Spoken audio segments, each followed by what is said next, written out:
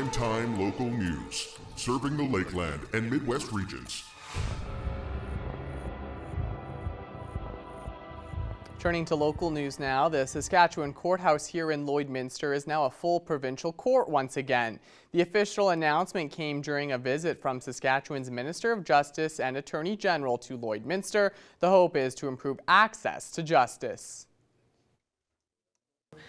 Have this courthouse be redesignated as fully reopened as a permanent court center with registry staff. 5 staff will be hiring full-time, and they'll be able to work with the public, work with the RCMP, get paperwork filed, get information, file small claims, pay fines.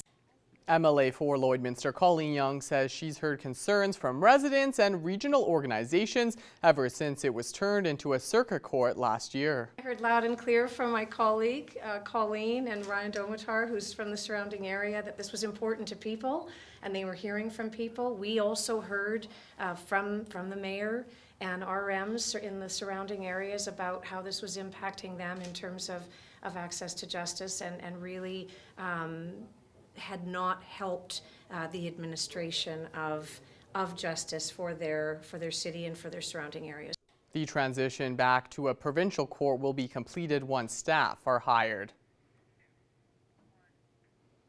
Take a penny, leave a penny was a common saying on some donation bins back when pennies were used. In Lakeside, a neighborhood here in Lloydminster, take a book, leave a book is known around the Lakeside Books Barn. Our Abby St. John has more. Through the Neighborhood Connector program, the idea of setting up a book barn was brought forward as a way to get people back into reading. Through a roundtable discussion, we were trying to figure out how we can bring community back to Lakeside and the city of Lloyd. And one of the options, or one of the ideas that came forth, was a book barn. So a friend of ours offered to build it, Greg Mathias. He built it in a week. We didn't have to pay for anything, and here it is. It's all finished and ready to go. The book barn has been up for 2 months now, and there has already been a lot of traffic coming and going, including book donations. Every day there's somebody digging in the book barn, and then they take the books over to the park and sit there and read the books, bring them back or take them home. We've had people come from all parts of Lloydminster to access this book barn. We've had books donated from, I have no idea, they just show up. Shine Lloydminster was one, and the United Way is the one that supplied them with the books. So she just left them on our steps and I put them in. I've always had a lot of books on the steps. People are just dropping them off.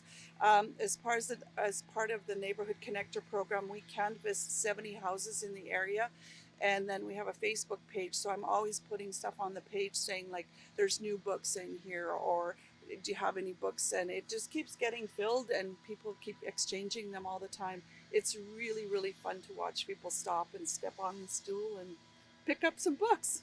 The purpose of the book barn is to not only connect the community, but to get people, especially kids, back into reading.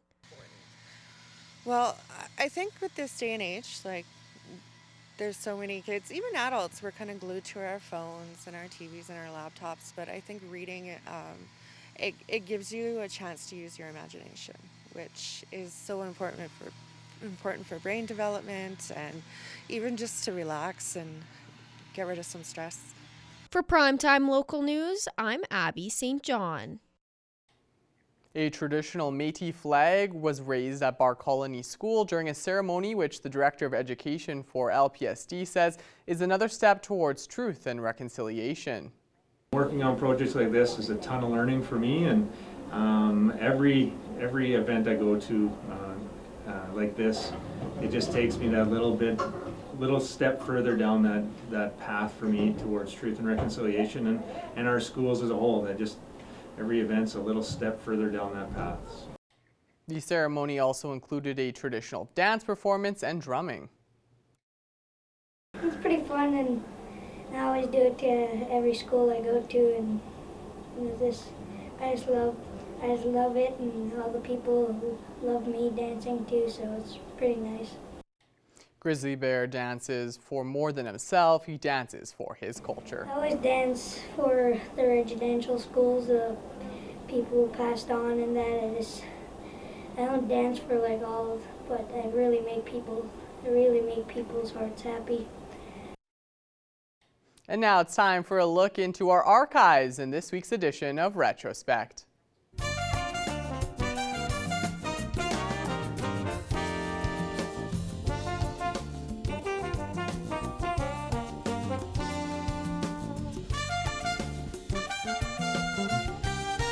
We begin Retrospect this week in 1992. Now, Halloween wasn't the only focus this week, as the Royal Commission on Aboriginal Peoples makes a stop in North Battleford. I kind of feel like I'm in a courtroom, and for the first time I'm being listened to. But I'm very thankful that I have the opportunity to speak and being heard. Called A Time to Talk, A Time to Listen. The Royal Commission on Aboriginal Peoples took their second round of talks to North Battleford yesterday. Former First Nations leader George Erasmus and past Saskatchewan Premier Alan Blakeney acted as commissioners, and both had a chance to listen to the concerns surrounding Native issues. An elder of the Muskeg Lake Reserve spoke of the high population of Natives in young offender centers. Majority of kids in the place is Natives. Twice I've been there, and once I saw two little white guys. The rest were Natives, and it really hurt my feelings. And Sask Native Addictions representative Margaret Ruda told the commission non-Natives in the justice system should get involved in Native traditions. And maybe sometimes having a healing circle together with these people would open a door so that we don't feel like we're being judged because we're different. Just 4 days after Canadians rejected the Constitutional Accord, the Commission is also addressing the issue of Native self-government. And for presenter Gary LaPlante, the government is moving too quickly on the issue. The Indians are being herded into as something like the buffalo were into a buffalo jump, you know?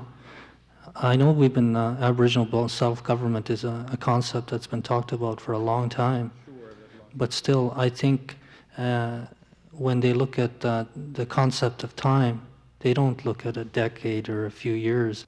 But members of the Confederation of Tribal Nations think Natives have the sole responsibility of planning their future government. That in a sense the agenda needs to be set by First Nations now, not the other way around.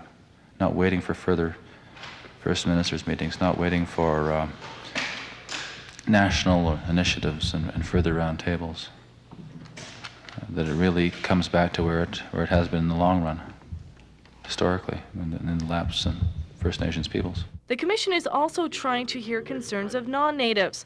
Battleford's MLA Doug Anguish spoke to the Commission over concerns surrounding a logging blockade near Meadow Lake. Anguish says the Commission should look at ways to resolve clashes between traditional and non-traditional Natives. Because I don't think it's possible to find one pat answer. What I would hope would happen out of the Royal Commission is that there be some type of a framework developed for a process that as many people as possible have confidence in that the process will work for them. After the presentation, George Erasmus said non-Natives are taking steps towards accepting Aboriginal peoples and their culture, but he feels the move isn't going quickly enough. But I think what's needed is a much faster approach to change, because the impact of old policies, bad policies, whether they were Christian church or government, is still very much being felt and moving its way through the Aboriginal community. The Commission will publish its findings this December. The second round of talks begin in March. In North Battleford, Darcy Modine, NewsHour. And now we fast forward to 1997 with the border city getting ready for spooky season. Halloween's here again, and it seems like a million events were taking place all around town. Here's a look at some. Over at Lloyd Comp High School, there was fortune telling for the students. At first, they were a bit skeptical, but after a while, they seemed to take it a bit more serious. And later on at the school, there was a costume judging. Many famous faces showed up, like the Spice Girls, the Simpsons, a couple of beautiful blondes, and this guy. Man, that's gotta stink. Well, some houses around town have gone through great lengths to be extra Spooky tonight. It's kind of hard to tell, though, who's having more fun here, the kids or the grown-ups. Driving around Lloydminster, you'll notice the lawns covered in holiday spirit.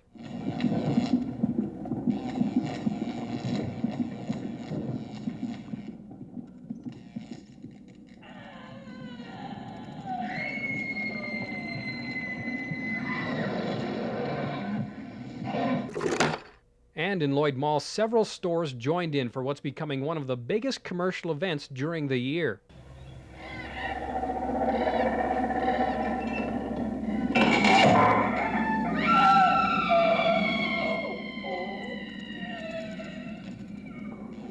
We're inviting everybody to come down to the Bar Colony Heritage Center between 6 and 10 p.m.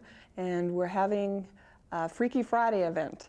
We're having a haunted house, treasure hunt with Halloween candies, bobbing for apples, creepy crafts, and spooky movies. Richard Ozero, NewsHour. And that's it for our look back at this week in retrospect. Retrospect this week is brought to you by Webb's Ford. Worth your while to drive the extra mile. Webb's Ford in Vermilion. And now it's time for us to check in on this Halloween with Abby St. John for a look at weather.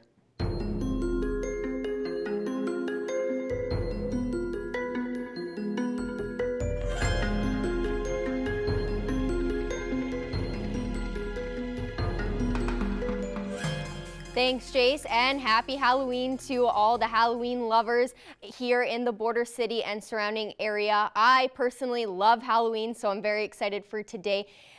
Taking a look at today's forecast here in Lloydminster, it's currently 6 degrees. We saw a fairly chilly day out today with the cloud coverage coming in as well, and it was a tad on the windy side as well. So keep that in mind if you're going out tonight for trick-or-treating. It's about 17 kilometers per hour right now, but it shouldn't be too bad if you have a nice jacket on, hopefully not covering up the costumes too much. Taking a look on the Alberta side, 8 degrees out in Edmonton, 6 up in Cold Lake, 7 in Athabasca, 6 also out in Whitecourt, 4 in Edson, 0 out in Jasper, 3 in Rocky Mountain House, and 6 in Red Deer. And now on the Saskatchewan side, 7 in North Battleford, Prince Albert, and Melfort, 5 up in Meadow Lake, and 8 in Saskatoon. So we're seeing those cooler temperatures definitely rolling in, but it hasn't been too bad as of late. Now taking a look a little more deeper into North Battleford, it is 8 degrees right now, a little bit cooler, similar to how we saw here today, and the wind was a little bit less at 13 kilometers per hour coming in from the west. And now tonight it will drop below 0 in North Battleford to -4, keeping with those partially cloudy skies. So if you are going outside for trick-or-treating, make sure you bundle up, and that wind will stay at 13 kilometers per hour. Now out in Cold Lake, the sun is a little bit out, a little bit more than we saw here, but there is a little bit of cloud coverage throughout, 7 degrees as your high, and then the wind is a lot slower than it is here at 9 kilometers per hour. And then tomorrow in North Battleford, it's going to be a mix of sun or a mix of cloud and rain. There is chance that we'll see occasional rain, a little bit of drizzle in the afternoon, but that wind will pick up to 20 kilometers per hour.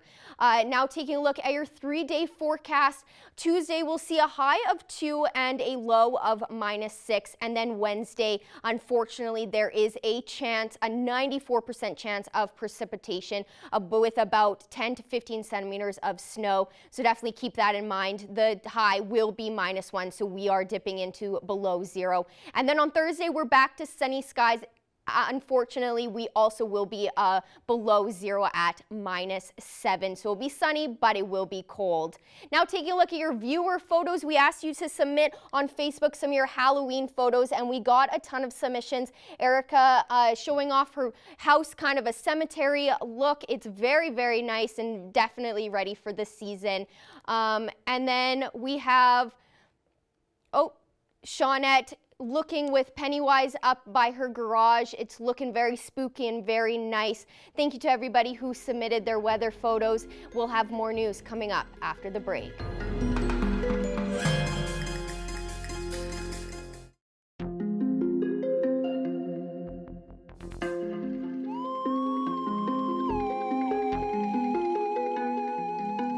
Lloydminster Stockade Roundup begins tomorrow at the Lloydminster exhibition. A few things will be different this year as the show has been shortened one day, ending this Friday instead of Saturday like on previous years. Along with the schedule changes, there will be 2 new shows for cattle breeders, both new and old, to compete in. So new this year, we've added an all other breeds class to our show. So in the past, some of our smaller breeds have lacked representation due to the fact that they need 15 head to have their own breed show. So now that with this AOB component, we get to see a lot of these smaller breeds come back to our show. I'm really excited to have them back. Another new piece of programming is the Lloyd Exhibition Junior Show. We've always had a junior show, but we've put a bigger focus on that, and we moved it to the middle of the week, and we're kind of excited to showcase those junior kids a little bit more. Also new this year is how each of the barns are being used. The Saskatchewan building will still be where most of the cattle will be on display, but the Dick Jones Sales Pavilion, instead of having the show ring, will now be used as a visitor and sitting area, with the Culligan Water Building being used as the show ring. And now here's a look at today's agriculture prices.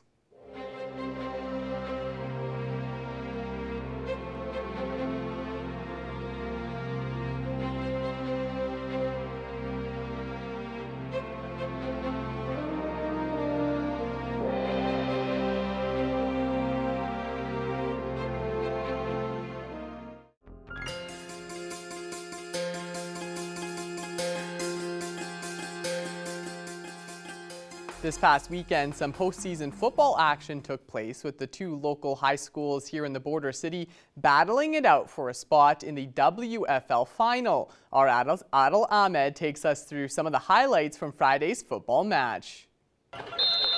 And that's the ball game, ladies and gentlemen. The final score, the Raiders 42. Friday night semifinal showdown between the crosstown rivals, the Raiders and the Barons, facing off for a spot in the WFL final. Starting things off early in the first quarter, Matthew Kavanaugh throws a pass over to David Zelenka for a 24-yard touchdown. Raiders would strike first. It's now 7-0, and it was all Raiders in the first.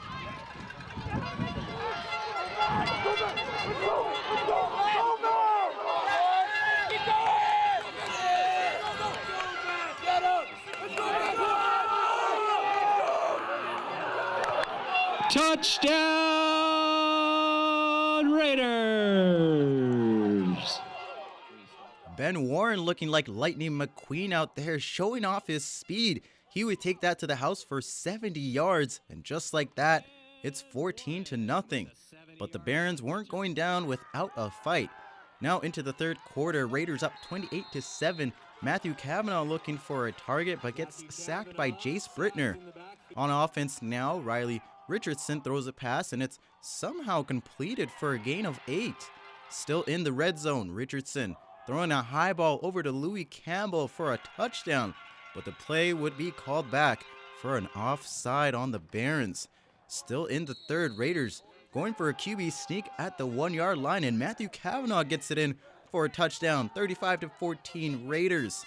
Now a handoff over to Caden Anderson, making a couple nice moves for a gain of 9 yards. He would get a touchdown later in the game. Now on to the fourth quarter, Barons looking to make something happen on third down, and it's Tyler McKean running it in to make things interesting at 35-21.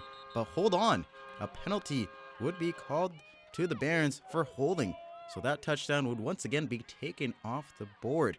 Now just under 2 minutes left in the game, 42-21 Raiders.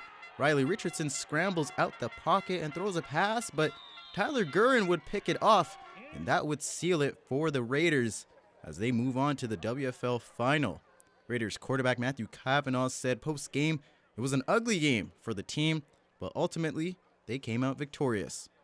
We started off great. We came out firing on all cylinders. We got an offensive touchdown. We got a special teams touchdown right off the bat. Everything was just going our way. And we started to have a few mental errors, a couple penalties didn't go our way, and we just kind of lost our momentum, and we're never able to really reestablish it until that touchdown run right at the end to end the game. And it feels great to end it on a high note and come out on top.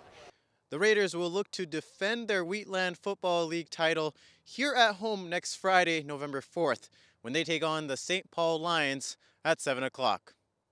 Adil Ahmed Primetime, local sports. And now it's time for us to check in once again with Shelby Clark, who has Abby St. John, Shelby's away today for another look at weather.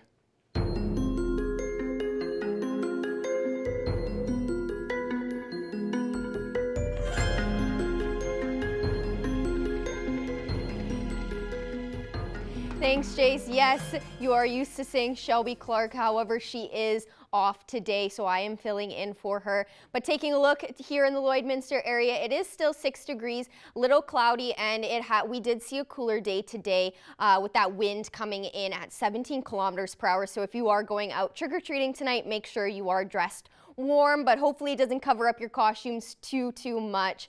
Taking a look more in depth out in the region, 6 degrees out in Marwayne, St. Paul, and Cold Lake, 7 degrees out in Vegreville, Vermilion, Wainwright, and up in Bonnyville, 6 degrees out in Lac La Biche, 8 out in Edmonton, and 9 down in Provo. So seeing those kind of similar temperatures to what we're seeing here. 7 degrees in Macklin, North Battleford, and out in Green Lake, 4 degrees up in La Crosse, so it is that coolest temperature in the region. 6 degrees also in Pierceland and Maidstone, and 5 degrees in St. Walburg. Now taking a look up north, -7 in Uranium City, so we are definitely seeing those negative temperatures up north. -8 in Stony Rapids, -3 out in Wollaston Lake, 1 out in South End, 5 in Flin Flon, 3 in Laloche and Buffalo Narrows. And then on the Alberta side up north, -3 in Fort Chipewyan, -1 in High Level, 2 out in Fort McMurray, 4 in Slave Lake and Peace River, and 5 out in Grand Prairie. So seeing those kind of normal temperatures for this time of year. Then down south, 9 out in Medicine Hat and Lethbridge, 4 in Calgary and Banff, and 8 out in Coronation. And on the Saskatchewan side, 8 out in Kindersley, 4 in Swift Current, 5 in Moose Jaw and Regina, 13 down in Estevan, and 8 out in Yorkton. Now tonight's forecast, we're dropping below 0 to -4, mostly cloudy skies, so definitely keep warm if you're going out tonight. 15 kilometers per hour wind. And then tomorrow we are above 0, but we are still sitting at that cool single-digit temperature at 2 degrees. Very cloudy and a little bit colder, and that wind will pick back up. Now more overnight temperatures across the region, -3 in Provost and Meadow Lake, -4 in Bonnyville, Isle Cross, and Paradise Hill, and Bonnyville and Provost will see some flurries or some rain mixture. And then same out in Myrnam and Unity, we'll definitely see some snow showers late in the evening, -4 in Myrnam, -5 in Pierceland, -3 in Calgary and Unity, and -2 out in Wainwright. Your next 7 days here in Lloydminster. On Wednesday, we have a 94% chance of some snow with 5 to 10 centimeters and a high of -1. Thursday, we'll see that sun, but it will be cold at -7. On Friday, to start your weekend off, it'll be -2, which is the same as it will be on Saturday as well. Very cloudy and very chilly. And then Saturday, we will see that sun peeking out, and it'll be a little bit windy throughout the day. And then the clouds will come back on Sunday with a high of -4. So we're definitely seeing those fall winter temperatures rolling in below 0. And then to start your week off on Monday, -7 with a mix of sun and cloud. Now looking at your viewer photos, taking a look at some of the submissions that you posted on Facebook. Thank you so much. And it's looking like Lloydminster is full of the Halloween spirit. Hillary, thank you so much for showing off your beautiful display. Very spooky looking with the fog and all the pretty lights. Natalie, thank you so much. Have that graveyard in your front yard. Definitely spooky. I love to see the all-out work that people put into their houses. And then Shawnette looking very spooky with her own rendition of a graveyard and Pennywise off into the distance. I think that's spooky, and I'm sure kids are going to love it tonight. That is all I have for weather. We have more news coming up after the break.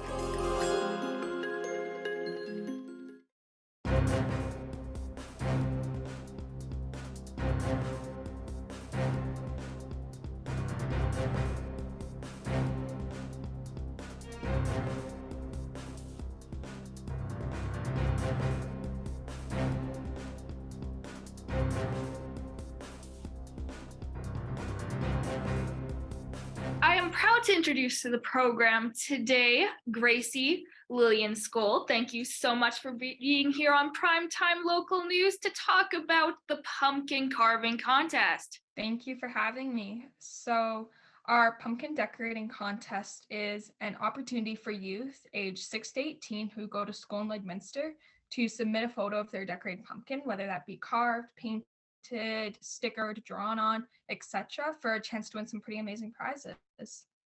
So has there been many people submitting their pumpkins already? Yes, we've had some very creative entries already, and we're so excited to continue to see how many more entries we get. And of course, this is in collaboration with many businesses. There's prizes that get involved. How did that aspect come about? Yes, so we are so fortunate to have so many incredible community sponsors who have worked with us in the past, and we are so excited to welcome some new ones to work with us. We were able to go out and speak with many of them, and they so generously have donated gift cards, baskets, hoodies, and more. So just a thank you to Spiro's, Walk on Water, EcoPlast Solutions, SDS, DKI, First Onsite Restoration, and Skyline Refrigeration. Are there like exact prizes that you know for sure are going to be some of the for the winners? So Spiro's has very generously donated gift cards, so you can use those and take your family out for a meal. And Walk on Water is donating some baskets with some toys or some games in those, as well as I believe some of the other businesses have donated hoodies and lunch kits. So they're all very exciting. We're very thankful for all their support. So as a youth counselor, how do you think contests like this help get youth involved in doing activities such as this Halloween activity of pumpkin carving? It's such an easy way. It's so low effort because a lot of people are already carving their pumpkins in the first place. It doesn't take much more to just take a picture and submit it on the Google form that we have on in the caption of both our Facebook and Instagram posts. So was it the Lloydminster Youth Council's idea to do the pumpkin carving as a contest? Yes, it was our chair, Amy. She had come up with this idea way back in the summertime. And so we were very excited when Halloween came around and we finally got an opportunity to implement it. Who gets to pick the winner? We will have a meeting as a youth council and we will put all of the designs to a vote. We have 3 different age categories, so everybody's kind of competing around with kids their own age. So don't have some 18-year-olds competing with the 6-year-olds. Yeah. So why do you think there has been such a large response so far with the contest? With so many other amazing organizations putting on their own events, we were just overwhelmed with the response. We didn't know how many people would, but we're very grateful to all those who have submitted. And it's open till 10 p.m. on November 1st, so you still got time. Well, thank you so much again for chatting with me today. Yes, thank you so much. Furniture set and design supplied by Furniture Gallery and Furniture House, downtown Lloydminster. I'm happy to be joined today on Primetime Local News by Luc LeBlanc. Luc is joining us from Minnesota today. Luc, thank you for taking the time to speak with us. Hey, thanks for having me. Glad to be here. Well, you have a new album out. Tell me about this. It must be so exciting for you. Yeah, it feels it's like a musical birthday in a way, just feels like a nice little celebratory sense of feeling in the air.